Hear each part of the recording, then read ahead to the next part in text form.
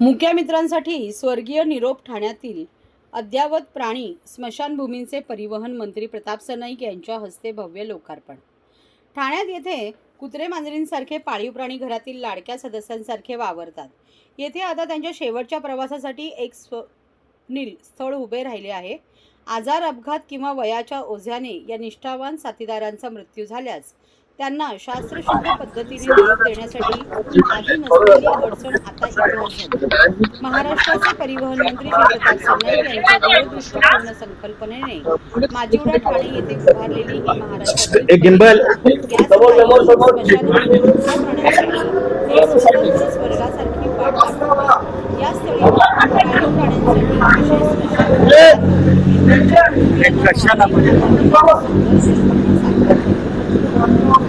या प्राणी स्मशानभूमीची लोकार्पण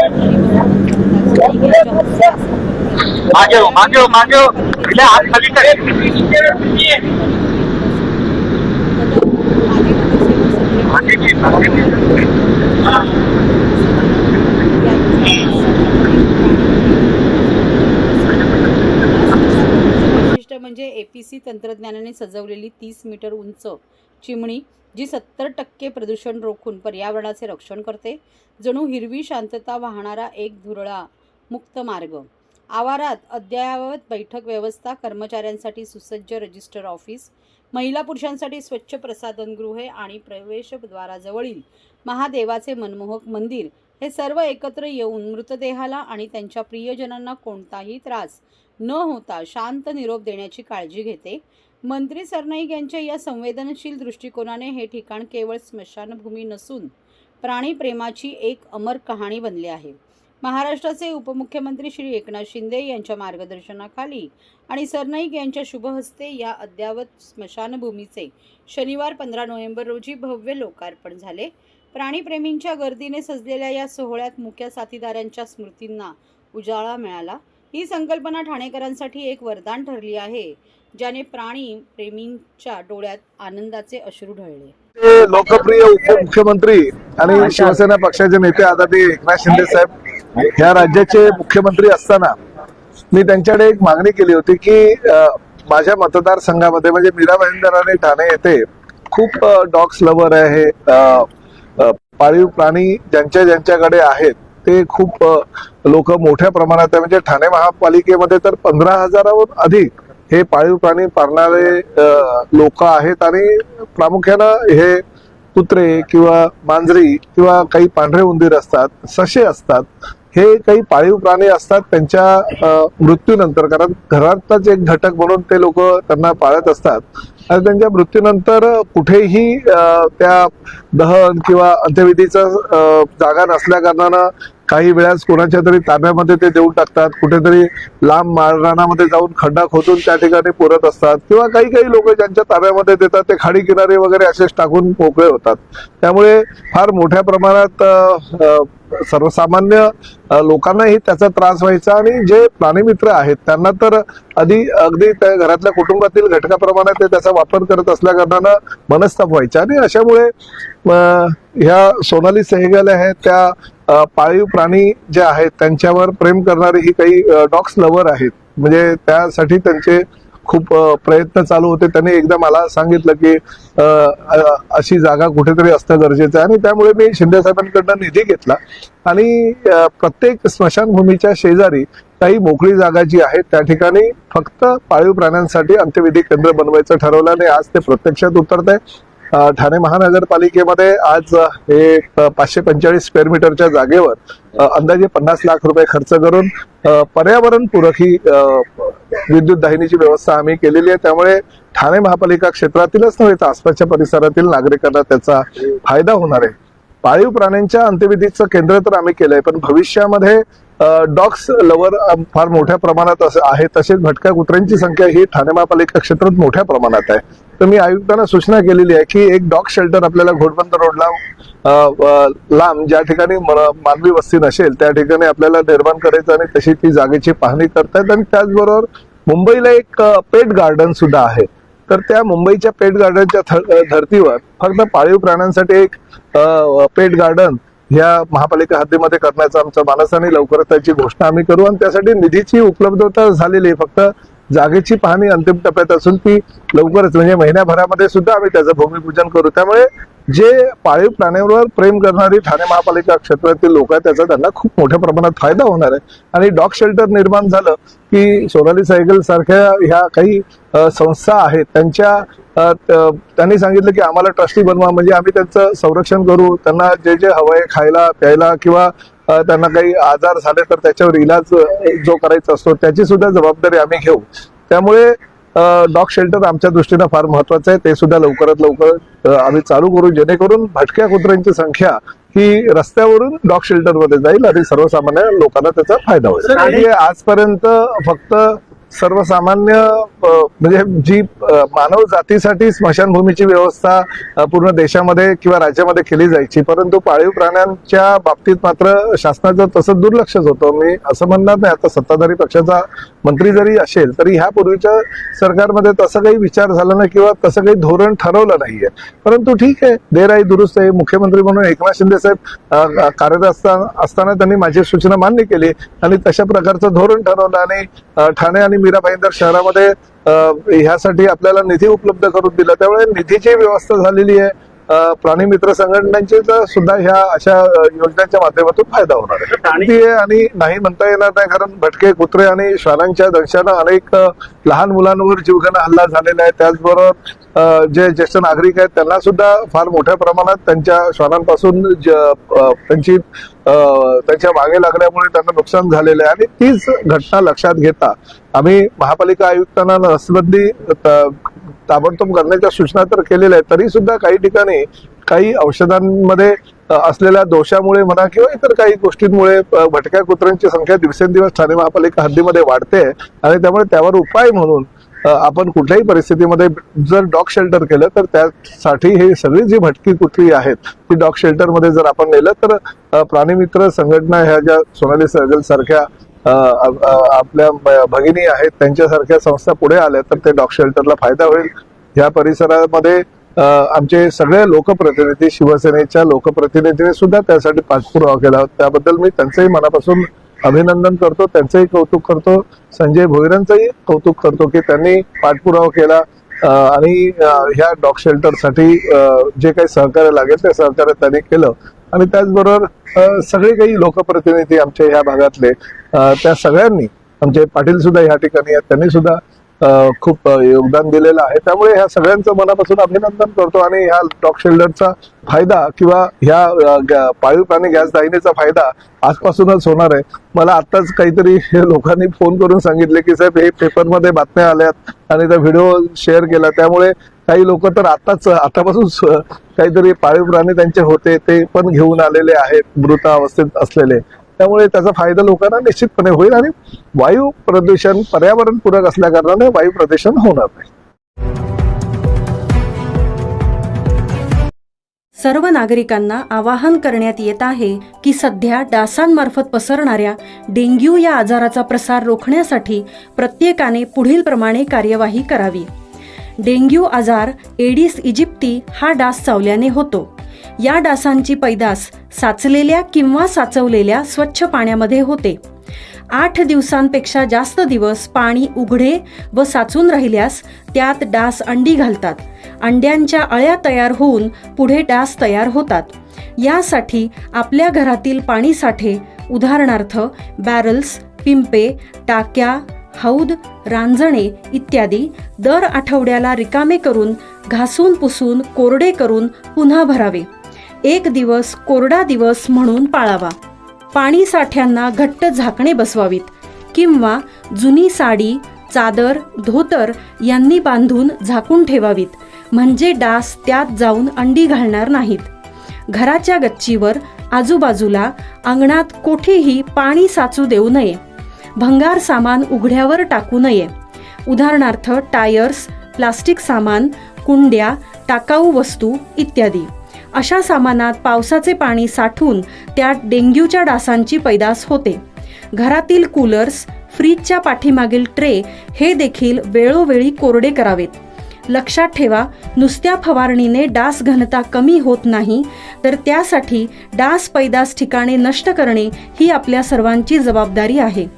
कोणताही ताप अंगावर न काढता जवळच्या शासकीय रुग्णालयात मोफत औषधोपचार घ्या. अशा प्रकारे नागरिकांनी सहकार्य केल्यास डेंग्यूचा प्रसार रोखणे सहज शक्य आहे.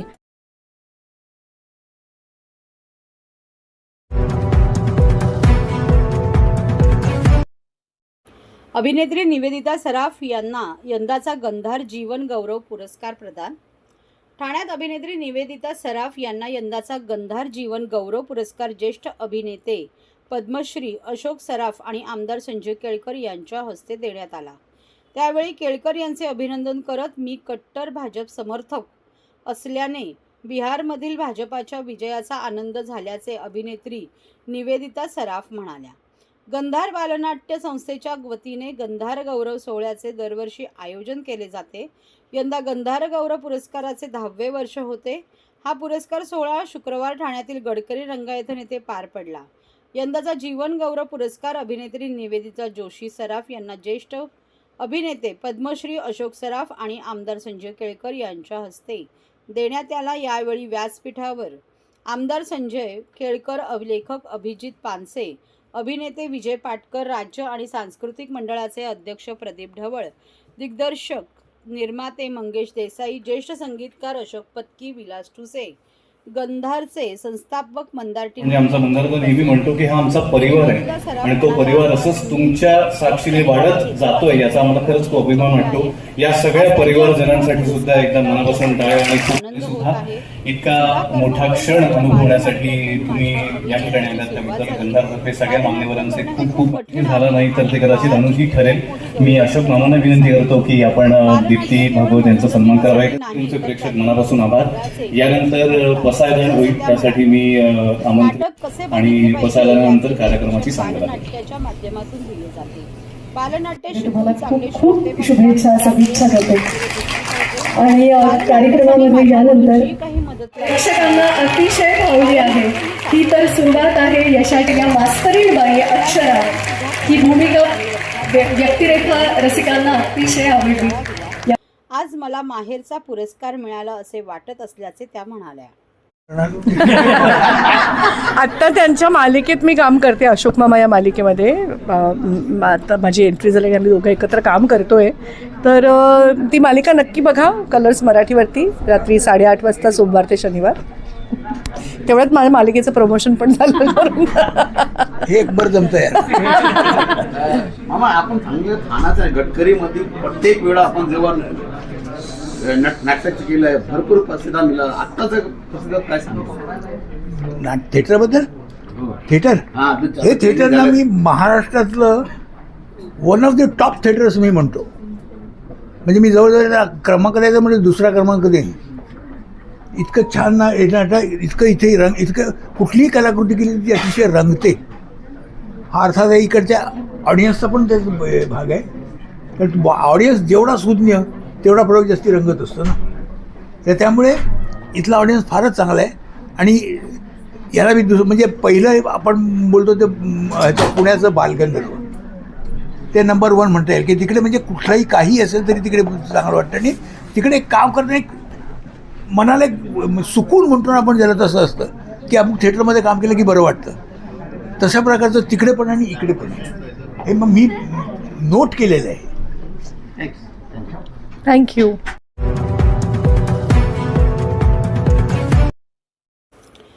वर्तकनगर साईबाबा मंदिराचा 39वा वर्धापन दिन उत्सव भक्तिभावाने संपन्न.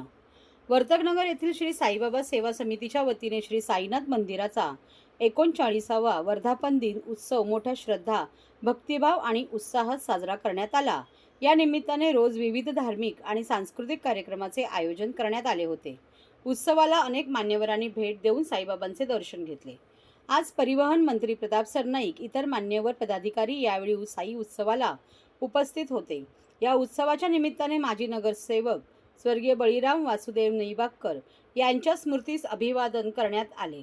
त्यांच्या आशीर्वादाने श्री साईनाथ सेवा समितीने 14 नोव्हेंबरपर्यंत विविध धार्मिक कार्यक्रमांचे आयोजन केले होते.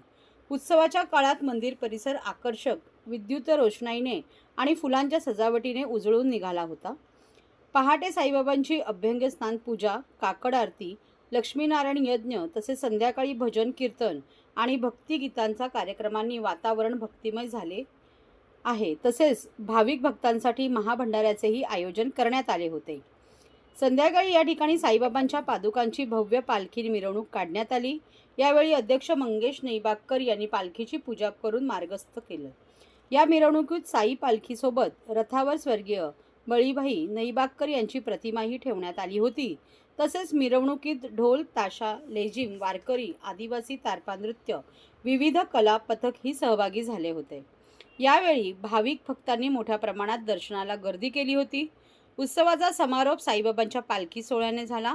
हा उत्सव यशस्वी करण्यासाठी साईनाथ सेवा समितीचे सल्लागार आमदार संजय केळकर, अध्यक्ष मंगेश बळीराम नैबागकर, उपाध्यक्ष अशोक हिरानंदानी, नंदकुमार साळवी, सचिव सुरेश महाडिक, सहसचिव प्रवीण रोठे, खजिनदार बबन बोबडे, विश्वस्त हरी माळी, अशोक सुर्वे, श्रीमती अपर्णा जाधव यांच्यासह कर्मचारी, ब्राह्मण वर्ग आणि मंदिर सेवेकरी यांनी मेहनत घेतली. संपूर्ण कार्यक्रमाविषयी श्री साईनाथ सेवा समितीचे अध्यक्ष श्री मंगेश बळीराम नैबागकर यांनी प्रसार माध्यमांशी बोलताना अधिक माहिती दिली. वर्तकनगर श्री साईनाथ सेवा समितीचा 39वा वर्धापन दिन 12 नोव्हेंबरपासून सुरुवात झाली होती. 12 ते आजचा 14 नोव्हेंबर म्हणजे आजचा हा तिसरा दिवस असून या 3 दिवसामध्ये अलोट गर्दी झाली. म्हणजे संपूर्ण वर्तकनगर साईंच्या भक्तांनी फुलून गेले होतं.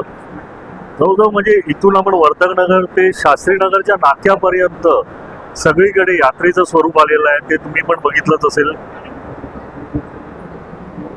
ज्या प्रकारे म्हणजे ह्यावेळी आमचा रेकॉर्डेबल म्हणजे जो लाडूचा पण प्रसाद केला होता तो पण परिपूर्णरित्या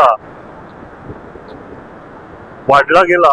आणि आपण साई भक्तांना जो काही जवळजवळ 6 लाख लाडू तयार केले होते ते प्रसाद रूपी आपण संपूर्णपणे वाटप केलं. त्याचं वर्तकनगर परिसरामध्ये जवळजवळ रोषणाई आणि देखावा बघण्यासाठी साईबाबा मंदिर म्हणजे वर्तकनगर नाका ते संपूर्ण साईनगर म्हणजे आपल्या साईबाबा मंदिराच्या परिसरामध्ये सुद्धा अलोट गर्दी झाली. काल धार्मिक कार्यक्रम, भजन, कीर्तन वगैरे जवळजवळ 11:30 ते 12 वाजेपर्यंत सर्व धार्मिक कार्यक्रम चालू होते. आज होमाची समाप्ती झाली. त्या होमाच्या समाप्तीच्या वेळी सुद्धा शेकडो लोकांनी दर्शन घेतलं. अनेक मान्यवर आपल्याकडे कालपासून या 3 दिवसामध्ये आले. अशा प्रकारे हा सोहळा जवळजवळ संपन्न झाला. आज दुपारी पूर्णाहुती झाल्यानंतर पालखी मिरवणूक 5च्या सुमारास निघाली.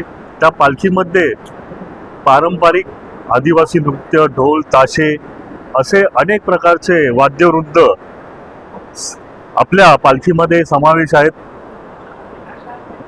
आपल्या वर्तकनगर परिसरामध्ये जेव्हा बाबांची पालखी निघते त्यावेळी प्रत्येक सोसायटीमधून प्रत्येक विभागामध्ये बाबांच्या पालखीचं तिकडे स्वागत केलं जातं. वर्तकनगर पोलीस स्टेशन पासून वर्तकनगर भीमनगरच्या परिसरामध्ये सुद्धा बाबांच्या पालखीचं पुष्पवृष्टी होते. बैठी कॉलनीमध्ये सुद्धा पुष्पवृष्टी होते. अशा प्रकारे आपल्या बाबांच्या पालखीचं स्वागत केलं जातं. पूर्ण म्हणजे जवळजवळ दिवाळीनंतर ही दुसरी दिवाळी आपल्या वर्तकनगरमध्ये म्हणजे जवळजवळ देवदिवाळी आपल्या वर्तकनगरमध्ये साजरी केली जाते. म्हणजे जवळजवळ या 3 दिवसामध्ये बहुतेक लोकांची अशी प्रतिक्रिया होती की जी बाबांची आपली साईंची जी मूर्ती आहे ती प्रत्यक्षात शिर्डीची जशी मूर्ती आहे तिचं जे देखणं रूप आहे त्या देखण्या रूपावरती बाबांच्या सर्वच जी काही त्यांची मनोकामना, जी काही मनातल्या इच्छा असते त्या पूर्ण होतात. आणि ह्या दिवसाची ती सगळेजण वर्धापनाची वाट बघत असतात. मध्ये गुरुवारी जसं प्रत्येकाला जसा टाइम मिळतो, कारण शिर्डीला प्रत्येकाला जाणं होतं तसं नाही, सर्वांना ते परवडतं असं सुद्धा नाही. त्यामुळे त्यांना शिर्डीमध्ये काही जे लोक जाऊन आलेत त्यांना वाटतं की इथे आल्यानंतर सुद्धा तेच आपल्याला सकाळपासूनची काकड आरती, सकाळची आरती, माध्यान्ह आरती, सांज आरती, काकड आरती, सर्व अशा प्रकारच्या आरत्या सुद्धा आपल्याला इकडे आपल्याकडे केल्या जातात. त्यामुळे लोकांनी आपल्या प्रतिशिर्डी म्हणून हे नाव दिलेलंच आहे. अशा प्रकारे लोक आपल्याकडे यासाठी दर्शनाला येत असतात. नक्कीच, म्हणजे थोडक्यात सांगायचं तर म्हणजे बाबा मिस यू.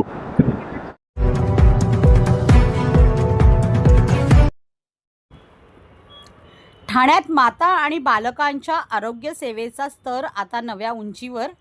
किम्स कडल्स माता आणि बालक केंद्र आता ठाण्यात सुरू. 14 नोव्हेंबर 2025 मातृत्व आणि बाल आरोग्य सेवेमध्ये नवे मापदंड निर्माण करण्याच्या दिशेने एक महत्त्वपूर्ण पाऊल टाकत किम्स हॉस्पिटलने किम्स कडल्स माता आणि बालक केंद्रांचे उद्घाटन केले.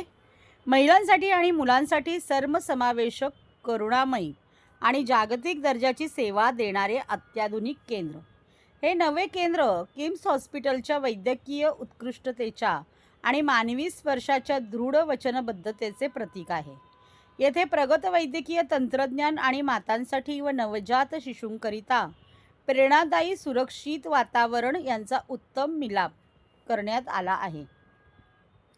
प्रसूती आणि स्त्री रोग विभाग प्रमुख डॉक्टर विद्या शेट्टी म्हणाल्या, मातृत्व ही जीवन बदलणारी यात्रा आहे आणि त्यानुसार वैद्यकीय सेवेलाही विकसित व्हावे लागते. किम्स कडल्समध्ये आम्ही महिलांची संपूर्ण काळजी घेतो. वैद्यत्व, उपचार, गर्भावस्था, प्रसूती आणि प्रसूतीनंतरची काळजी तसेच नवजातींची देखभाल हे सर्व सुरक्षित आणि आरामदायी वातावरणात दिले जाते.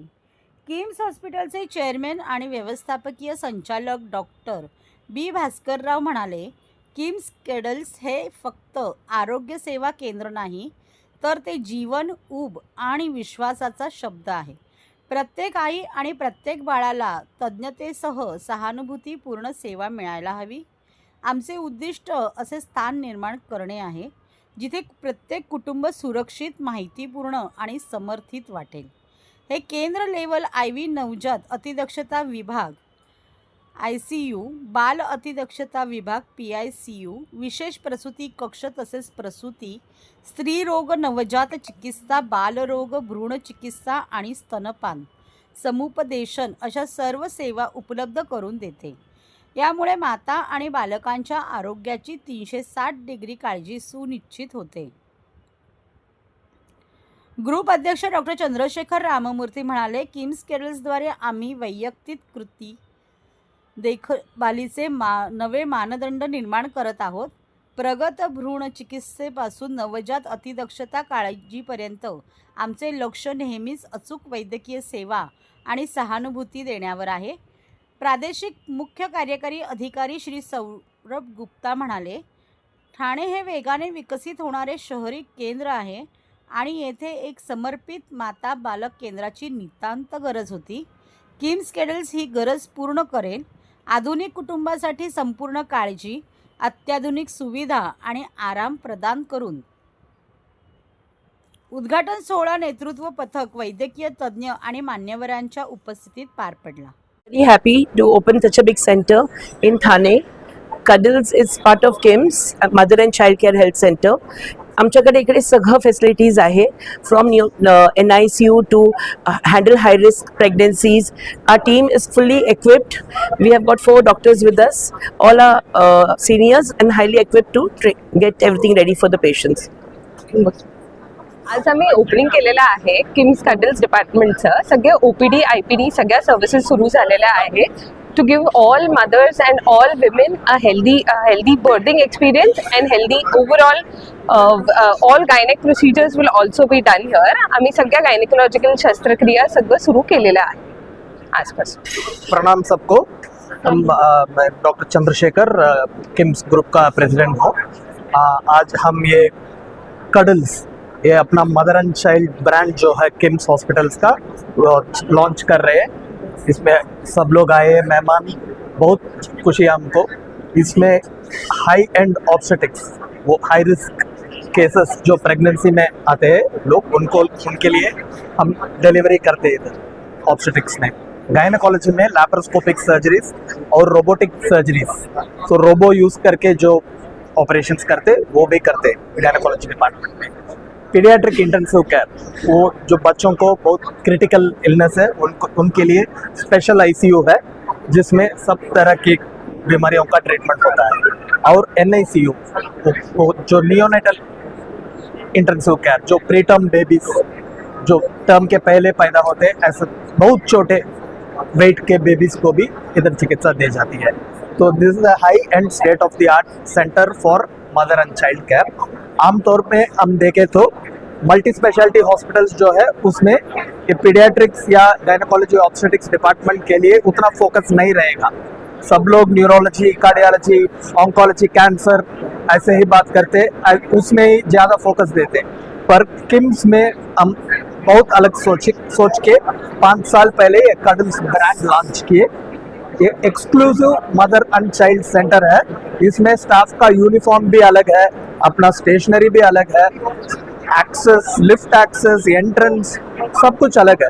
तो एक छोटा हॉस्पिटल जो बड़ा हॉस्पिटल के बीच में रहता, ऐसा हम एक एक्सपीरियंस देते पेशेंट्स को, जो बाकी पेशेंट से ये लोग मिक्स नहीं होते। तो mother and child brand cuddles Thane, it will be a very big success. We thank all of you for participating in this. सबको प्रणाम। हाँ, हम उनके लिए हम पैकेजेस रखे जो बहुत पॉकेट फ्रेंडली है, बहुत डिस्काउंटेड पैकेजेस है, उसमें भी हम ट्रीट कर सकते हैं। लोअर मिडिल क्लास, एक socially end economically weaker sections भी ये हॉस्पिटल में आके चिकित्सा ले सकते हैं। उनको बिलिंग में हम बहुत हेल्प करेंगे।